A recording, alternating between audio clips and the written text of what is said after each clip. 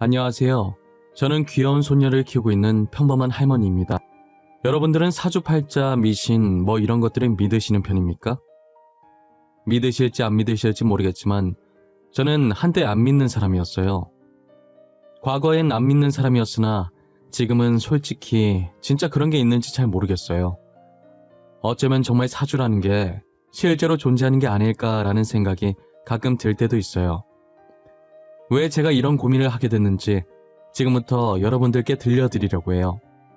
제 이야기를 듣고 여러분들은 어떻게 생각하는지도 궁금해지네요. 저는 아까 말씀드렸다시피 미신을 전혀 안 믿는 사람이었어요. 하지만 저희 어머니께서는 미신에 굉장히 맹신하시던 분이셨죠. 그래서 제가 아주 갓난아기 때 어머니께서 제 사주를 본 적이 있으셨어요. 저는 타고난 팔자가 사나워서 주변 사람을 잃기 쉽다고 했다는 거예요. 특히나 남자와는 상극이고 여자와 잘 맞는다고 했다더라고요. 사주라는 게 정말 있는 건지 아니면 우연의 일치였던 건지는 잘 모르겠지만 저는 아버지와의 추억을 전혀 기억 못할 정도로 정말 어릴 때 아버지께서 병으로 돌아가셨었어요. 그래서인지 안 그래도 미신에 맹신하던 어머니는 확실히 사주팔자가 있다고 믿게 되셨고 늘 제게 사람을 사귈 때 깊게 사귀지 말고 남자는 피하라고 하시더라고요. 심지어 좋은 사주를 가진 생일을 돈 주고 사자는 말도 안 되는 소리까지 하셨었어요. 저는 미신을 안 믿었으니 당연히 사주팔자 같은 것도 믿지 않았죠. 그래서 어머니의 말씀을 주의 깊게 새겨듣지를 않았고 돈 주고 생일 사서 팔자 바꾸면 모든 사람이 다 생일을 돈 주고 사겠다고 말 같지도 않은 소리 하지 말라고 했어요. 어머니는 정말 제 생일을 살 기세였지만 저의 만류로 사지 않으셨어요. 저는 홀어머니 밑에서 자라 대학은 생각도 하지 않았고 고등학교도 겨우 졸업한 후 졸업을 하자마자 남들보다 일찍이 일을 시작했었어요. 당시 저는 쉬는 날 같은 거 없이 평일엔 공장, 주말엔 식당 일을 하면서 닥치는 대로 돈을 모았어요. 거기다 낮에 식당을 열면 오전에 남는 시간도 아까워서 오전에만 가는 아르바이트를 구해서 일을 했었어요. 그렇게 저는 잠자는 시간을 제외한 나머지 시간은 일을 하며 열심히 살았었어요. 이런 식으로 하루도 빠짐없이 매일을 바쁘게 일하다 보니 당연히 연애할 시간도, 아니 연애를 해야겠다는 생각을 할 시간도 없었어요. 그러다 공장에서 같이 일하던 제 또래 남자와 연애를 하고 결혼까지 하게 되었어요. 저희는 결혼 후 신혼집으로 원룸을 구해 공장을 계속 다니며 밑바닥부터 시작을 했어요. 저는 주말마다 하던 식당 일을 그만두고 각종 자격증 따서 공장을 나와 다른 회사에 취직을 했고 남편은 공장 사장님께 잘 보여 운 좋게 다른 건설회사에 좋은 조건으로 취직을 할 수 있게 됐어요. 남편과 저는 회사에 들어가기 위해 안 해본 일도 안 해본 공부도 없었던 것 같아요. 그래도 저희가 운이 따라주는지 둘 다 꽤나 괜찮은 회사에 들어가게 되었죠. 게다가 그동안 모아왔던 돈과 공장에서 받은 퇴직금으로 전세지만 빌라로 이사도 가게 되었어요. 그동안 돈 모은다고 이세 계획은 없었는데 결혼한 지 3년 만에 이사 가고 처음으로 이세 계획도 짰었어요. 임신이라는 게 결코 쉬운 일이 아니라는 걸 알고 마음의 준비를 단단히 하고 있었어요. 그런데 저희가 예상했던 것과 다르게 한 번 만에 바로 임신이 된 거예요. 매일 일에 찌들려 있던 저희는 임신 소식에 처음으로 활짝 웃어본 것 같아요. 저와 남편은 부부금슬이 좋아서 싸워본 적도 사소한 말다툼을 해본 적도 없었어요. 그런 저희가 딱 한 번 말다툼 아닌 말다툼을 했던 게 임신 후 직장 문제 때문이었는데요. 저는 계속 일을 할 수 있었는데 남편은 아이보다는 제가 걱정돼서 일을 그만두게 하더라고요. 아무래도 제 영양분이 다 아이한테 가고 거기다 일하다 보면 스트레스까지 더해지니까 남편은 제 몸이 망가질까봐 그게 제일 걱정이었던 거예요. 당신 일 그만두면 안 돼? 나 진짜 당신 건강 해칠까봐 걱정이야. 아기야 뭐 잘못되더라도 다시 가지면 되는 거지만 당신이 아픈 건 도저히 못 보겠어. 아이고 또 벌써부터 오버하시네. 내가 알아서 잘해 이 양반아. 내가 어떻게 들어간 회사인데 육아휴직 쓸 수 있을 때까진 버틸 거야. 아, 몸 상하면 어쩌려고 그래 정말. 나는 당신밖에 없어. 아이보다 당신이 더 중요하다고. 그러니까 회사 다시 잘 생각해봐. 나는 당신이 그만두는 게 맞다고 봐. 여보, 밖에 나가서 그 소리 하면 유난이라는 소리 들어. 혹시 나 임신한 몸으로 전쟁터 나가니? 만삭인 몸 이끌고 나보다 더한 일 하시는 분들도 있어. 그러니까 걱정 그만해. 결국 제 고집을 꺾지 못한 남편은 출근을 하되 최대한 무리 안 가는 선에서 일하라고 신신당부를 했어요. 그래도 이게 다 남편이 저를 걱정해서 이러는 거니까 말다툼을 해도 기분이 나쁘진 않더라고요. 저는 만삭이 될 때까지 일을 하고 육아휴직을 받은 후에 아들을 무사히 출산했어요. 그리고 어느 정도 육아를 해놓고 아들을 저희 집과 가까운 친정어머니 집에 맡겨두고 복직을 하게 됐어요. 아들이 남편을 닮아 순해서 친정어머니한테 맡겨도 전혀 울지 않고 밥도 잘 먹는다고 하더라고요. 저희는 뱃속에서부터 얌전해서 효자라고 생각했는데 태어나서도 효자라며 아들 바보가 되어 있었죠. 남편도 아들도 모두 제 말을 잘 들어서 저는 결혼 생활에 힘든 게 하나도 없었어요. 오히려 이 사람과 결혼해서 아이를 낳고 살길 잘했다는 생각이 많이 들었죠. 지금처럼 이대로 싸우지 않고 셋이서 평생 같이 살자는 다짐도 많이 했었고요. 하지만 제 팔자가 살았다라는 것을 잊고 살지 말라는 뜻인 건지 저희 아들이 10살이 되던 무렵에 남편이 일을 하다 사고로 그만 직사를 한 거예요. 심지어 사고가 난 날 남편의 업무도 아니었고 건설 현장에 갈 일도 없었는데 상사가 급한 일이 생겨 남편에게 대신 부탁하는 바람에 갔다가 사고를 당하게 된 거였어요. 저는 남편의 시체를 직접 확인하고도 죽었다는 사실을 믿고 싶지가 않았어요. 시체를 붙잡고 일어나라고, 왜 몸이 차냐고 자는 거 안다면서 소리 지르고 난리를 쳤었어요. 하지만 남편은 정말 나쁘게도 끝까지 제 말에 대답을 해주지 않았고 눈을 뜨지 않았죠. 장례식장에서도 남편 영정사진을 보며 하염없이 눈물만 흘렸던 것 같아요. 저는 그때까지만 해도 제 팔자 때문에 남편이 죽었다는 생각을 해보지 않았어요. 아예 어머니께서 제 사주를 봤었다는 사실도 까맣게 잊고 있었죠. 그저 왜 이런 일이 제게 일어나는지 신세한탄만 했던 것 같아요. 남편 따라갈까 생각도 많이 했지만 어린 아들을 보니 그러지도 못하겠더라고요. 그래도 10살밖에 안 된 아들이 자기 딴에는 장남이라고 의젓하게 장남 노릇을 하고 있는 거예요.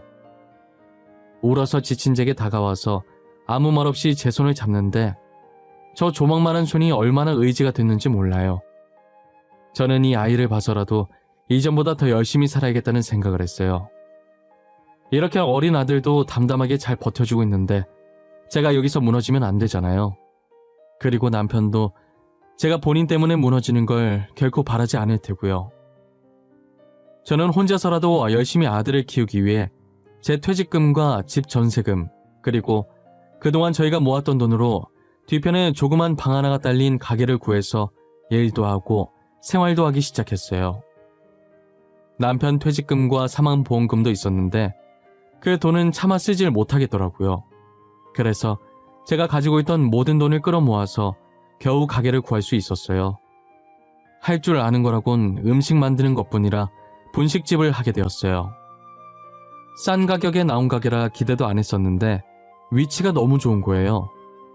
근처에 학교가 하나 있었고 학원도 군데군데 있어서 아이들이 자주 사 먹으러 왔었어요. 아이들 주머니 사정을 생각해서 최대한 싸게 팔았더니 장사가 잘 되더라고요. 학교 마치고 학원 마치고 허기진 배를 채우러 아이들은 늘 저희 분식점을 찾아왔죠. 그렇게 저는 분식집을 운영하며 아들을 키워왔어요. 아들은 성인이 될 때까지도 제게 반항 한번 하지 않았고 말대답했던 적도 없었어요. 항상 아들을 보면서 또래 애들답지 않게 투정도 부리지 않고 일찍 철이 들어 버린 것 같아 미안했어요. 고등학교 졸업하고 바로 일해서 제게 보탬이 되고 싶다고 하는 걸 얼마나 말렸는지 몰라요. 지금 성적도 좋은데 이대로 대학을 포기하는 건 너무 아쉽다고, 대학을 가야 더 좋은 곳에 취업할 수 있다고 달래고 또 달랬었죠. 어머니, 저 졸업하면 바로 일 시작할 거예요. 이제 성인이니까 저도 어머니께 조금이나마 보탬이 되어드리고 싶어요. 그게 무슨 소리야. 일을 하겠다니. 대학 가야 할 내가 일을 왜 해. 너는 아무것도 신경 쓰지 말고 대학 갈 준비나 해. 싫어요. 저도 일할래요. 돈 벌 거예요. 그동안 어머니께서 저 힘들게 키우셨는데 하루라도 빨리 어머니 짐 덜어드려야죠. 내가 언제 돈 벌어달라고 했어? 아니잖아. 성적도 좋으면서 왜 그러는 거야. 대학 가. 대학을 가야 더 좋은 곳, 돈 더 많이 주는 곳에 취업을 하지. 지금 너 공장밖에 못 가. 제게 한 번도 말대답한 적 없던 아들이 처음으로 제 말에 반대 의견을 내놓더라고요. 아들이 어떤 마음으로 그렇게 말한 건지 잘 알지만 괜히 저 때문에 아들 인생을 망치고 싶지 않았어요. 그렇게 저희는 며칠간 실랑이를 벌이다 아들은 저를 이기지 못했고 제 뜻대로 대학에 가겠다고 말했죠.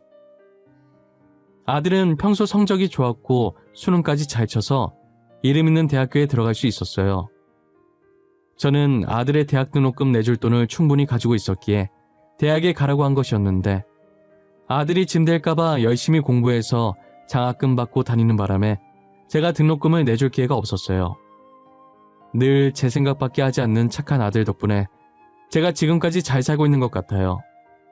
그런 아들이 결혼할 나이가 다가올수록 저 혼자 괜히 서운해지고 아직은 아들과 더 같이 있고 싶은데 당장이라도 결혼할 여자가 있다고 인사시키면 어쩌지 하는 생각도 참 많이 했었어요.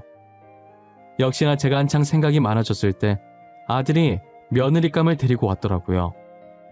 며느리의 첫인상이 솔직히 말하면 그닥 좋은 편이 아니었어요. 얼굴이 워낙 날카롭게 생겨서 성격이 좀 있을 것 같다는 생각이 들었죠. 하지만 사람은 얼굴로 판단해선 안 된다는 말이 있듯이 며느리의 성격이 얼굴과 정반대였어요. 얼굴은 까칠 도도한 반면 성격은 저희 아들이랑 똑같이 순둥하고 순수하더라고요. 제가 그냥 보내는 건 아닌 것 같아서 음식이라도 좀 내오려고 하면 제 뒤를 졸졸 따라다니며 자기가 뭐라도 도우려고 하는 모습이 너무 귀엽고 이뻐 보였어요. 어머님, 혹시 제가 도와드릴 건 없을까요? 저 과일 내놓으시려고 꺼내신 거죠? 그거 제가 들고 나갈게요. 저 반찬들도 식탁에 올려놓으면 되죠? 아이고, 괜찮아요. 내가 할게요. 손님은 대접을 받아야지. 이런 거에서 쓰나. 내가 할 테니까 우리 아들 옆에서 편하게 앉아있어요. 어른이 이렇게 바삐 움직이고 계신데 제가 감히 어떻게 가만히 있어요. 괜찮으니까 편하게 시켜주세요, 어머님. 괜찮다니까 그러네. 그럼 아가씨는 앉아있어요. 차라리 내가 아들 시킬게. 아가씨도 남의 귀한 집 자식인데 시켜 먹으면 안 되지.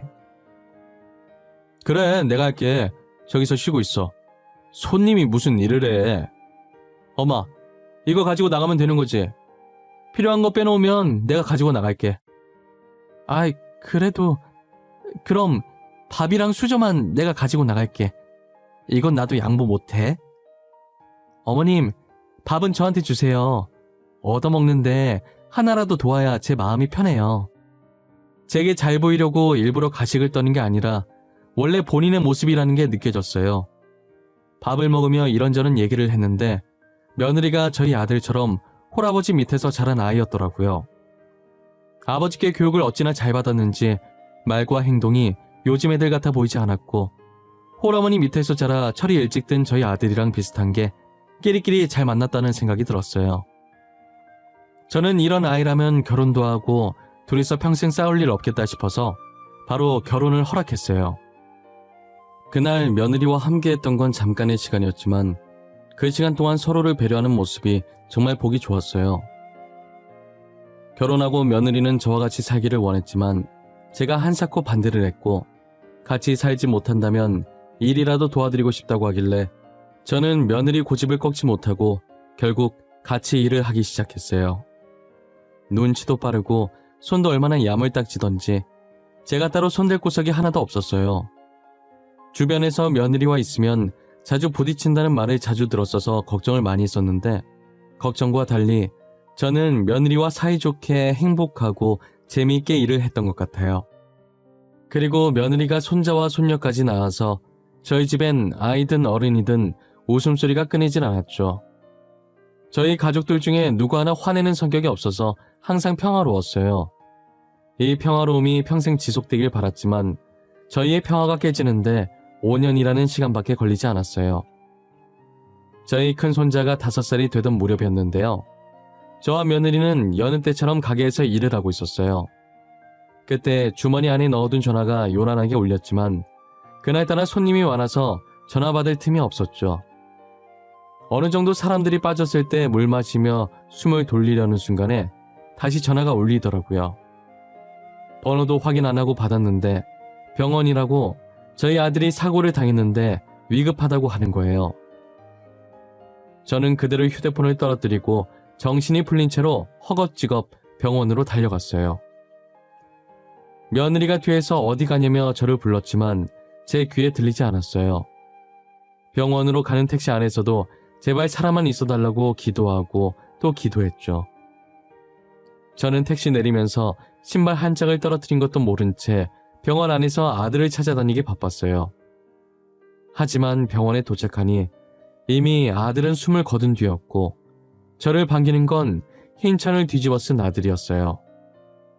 숨을 한번 들이킨 뒤 떨리는 손으로 흰 천을 내려 얼굴을 확인하는데 아들의 몰골이 처참하더라고요. 저는 다리에 힘이 풀려 그대로 주저앉아 아무 말도 못하고 눈물만 흘리고 있었어요. 며느리는 떨어뜨린 제 휴대폰을 열어 최근 기록에 있던 번호로 전화해 병원인 것을 확인했고 뒤늦게 저를 찾으러 병원을 뛰어다니다 저와 아들을 발견하곤 소리를 지르며 손으로 입을 막았어요. 제가 정신을 못 차리고 있자 며느리가 침착하게 의사에게 무슨 상황이냐고 물어보더라고요. 선생님, 저희 남편 어떻게 하다가 이렇게 된 건가요? 교통사고 난 건가요? 한 아이가 공을 떨어뜨려서 주우러 갔는데 갑자기 아이 쪽으로 화물차가 오는 바람에 환자분께서 아이를 구하려고 뛰어드셨어요. 그러다 이렇게. 그럼 그 자리에서 직사한 건가요? 저희 남편 살 가능성은 하나도 없었던 거예요? 병원에 왔을 당시 의식이 살짝 있으셨고 만약 수술을 했다면 살 가능성이 희박하게 남아 있었지만 저희가 수술 동의서를 작성하지 않으면 수술을 진행하지 못합니다. 그래서 몇 번이나 전화를 드렸었는데 저희 아들은 손자와 비슷한 또래의 아이를 구하려다 사고를 당해 세상을 떠나버리고 말았어요. 만일 수술을 했다면 낮은 확률이긴 하지만 그래도 살 가능성이 있었는데 저희가 일한다고 전화를 받지 못해 아들을 살릴 기회조차 날려버린 것이에요. 그날 전화만 받았다면 수술이라도 받아왔을 텐데 제가 아들을 죽인 거나 마찬가지였어요. 의사의 말을 듣고 주먹으로 제 가슴을 얼마나 쳤는지 몰라요. 내가 전화만 받았어도 우리 아들 내가 죽인 거야. 전화 받았으면 이렇게 안 갔어. 분명 살았을 거야. 내가 죽였어. 내가 우리 아들을. 어머님 잘못 아니에요. 저도 전화 못 받았어요. 제 잘못도 커요. 정말 죄송해요. 저라도 전화 받았어야 하는데. 아니다. 내 잘못 맞아. 내 새끼 이렇게 죽어가는 줄도 모르고 그놈의 돈이 뭐라고. 돈 벌려다가 내가 내 새끼 죽인 거야. 수술도 못 해보고 떠나보냈어. 저와 며느리는 끌어안고 아들이 저렇게 된 건 서로 자기 탓이라며 울었어요. 아들이 살리고 떠난 아이의 부모님은 저희를 찾아와 죄송하다고 그리고 감사하다고 고개를 숙였어요. 모든 장례식 비용을 지불하겠다고 무슨 말로도 위로가 안 되겠지만 정말 죄송하다며 울었어요. 저는 그 아이의 엄마 손을 잡으며 저희 아들이 살린 귀한 목숨이니 아이를 소중히 키워달라고 제 아들이 바친 목숨이 아깝지 않게 잘 키워달라고 하니 아이의 엄마는 울면서 고개를 끄덕였어요. 저와 며느리는 아들의 마지막 배웅을 해준 후 가게로 돌아왔어요. 정말 추억이 많은 장소지만 아들을 죽인 장소나 마찬가지인 이 가게에 더 이상 있고 싶지가 않았어요. 결국 저는 가게를 다른 사람에게 팔아버렸고 그 돈으로 혼자 살 만한 조그만 집을 구했어요. 며느리는 자신의 집에서 살라고 했지만 이제 남편도 없는데 더 이상 시어머니까지 모실 필요가 없으니 저는 며느리의 제안을 완강히 거절했어요. 혹시나 제가 다른 생각을 하지 않을까 걱정됐는지 며느리는 수시로 저희 집을 들려서 제 안부를 묻고 이것저것 필요한 게 없는지 꼼꼼하게 본 뒤 챙겨주곤 했어요. 그러다 문득 저는 저희 어머니께서 예전에 제게 말씀해 주셨던 사주가 생각이 난 거예요. 너는 항상 조심해야 돼.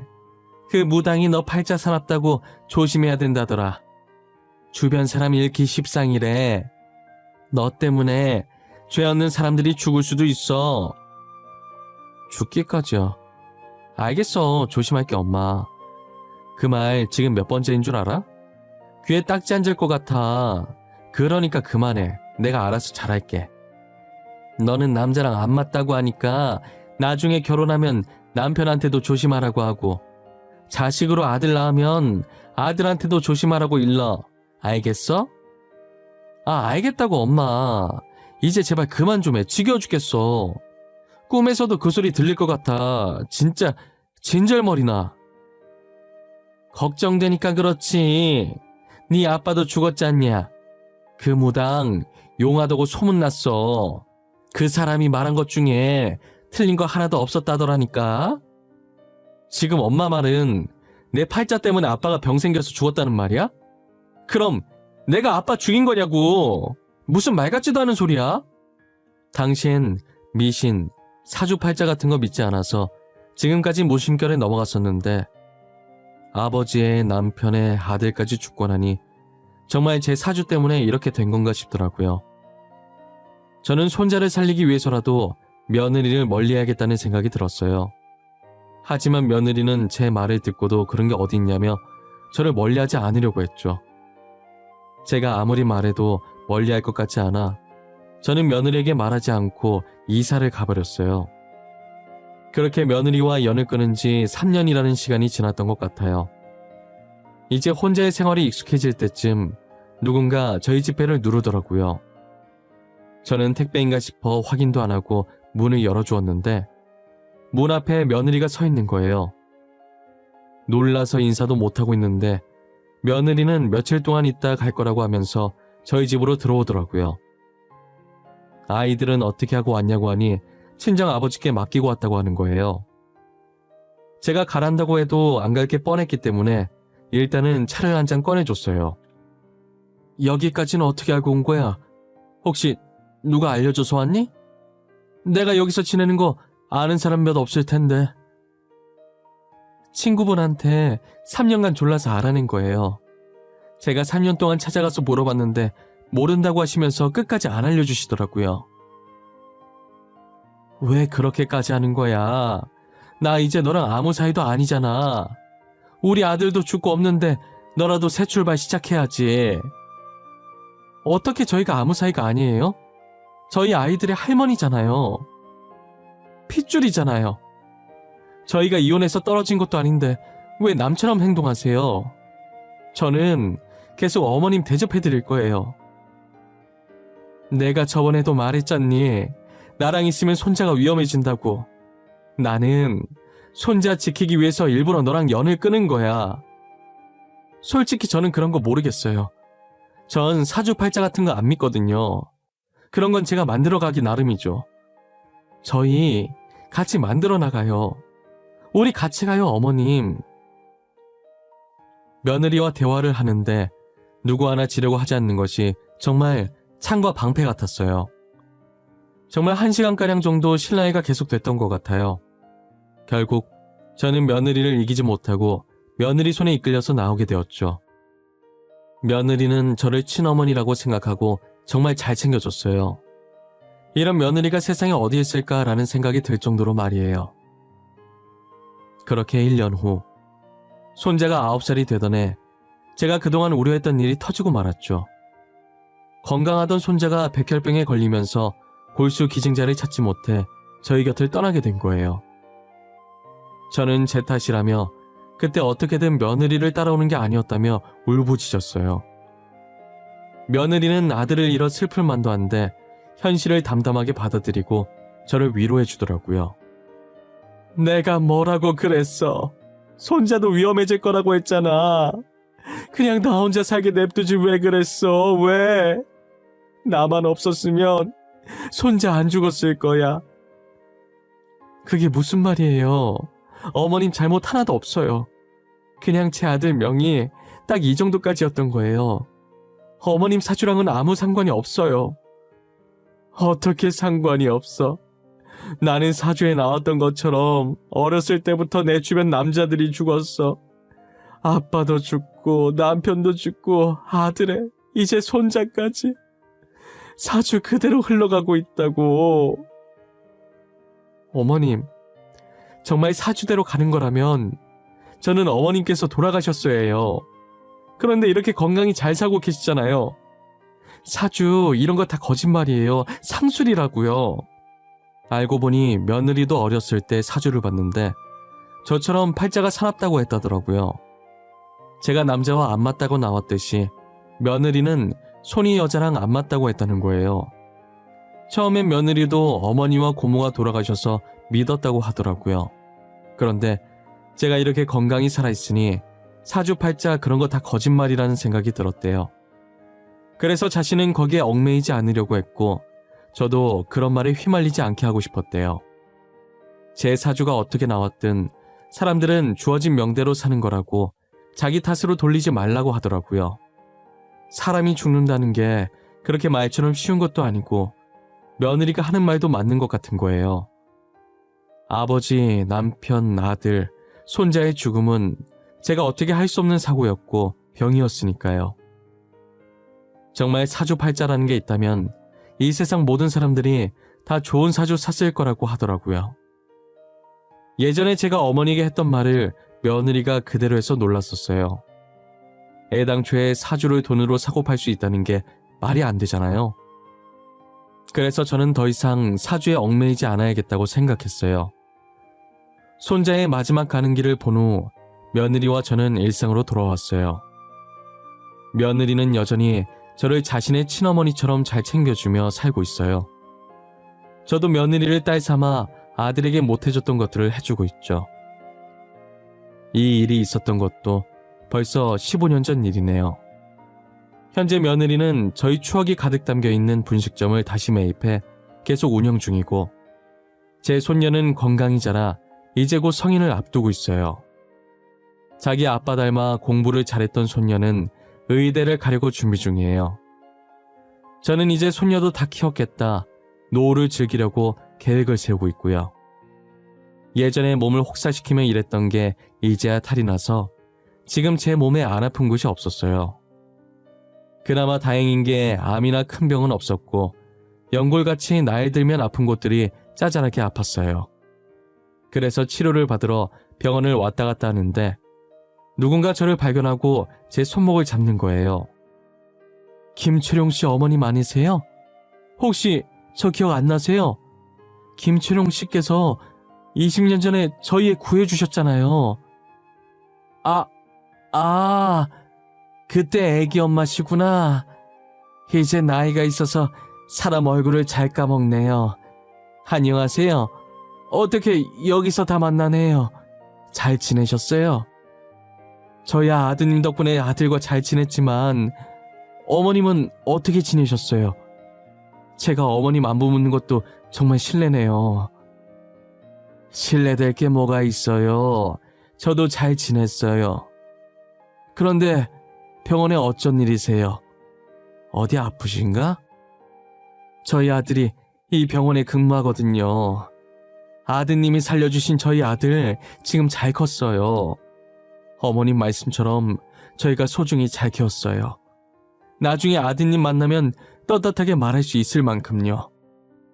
제 손목을 잡아챈 건 다름 아닌 저희 아들이 살린 아이의 엄마였어요. 저는 20년이라는 세월이 흘러 이미 아이의 엄마 얼굴을 잊은 지 오래였지만 아이의 엄마는 한순간도 제 얼굴을, 아들 이름을 잊은 적이 없다고 하더라고요. 그리고 늘 제가 한 말을 가슴속에 새기고 아이를 열심히 키우려고 애썼다고 했어요. 그런데 인연이라는 게 무서운 게 어떻게 많은 병원 중에 제가 다니는 병원 의사가 되었을까요? 저와 아이의 엄마는 어떻게 이런 인연이 다 있냐며 신기해했죠. 저는 아이의 엄마와 연락처를 교환해 종종 연락을 하곤 해요.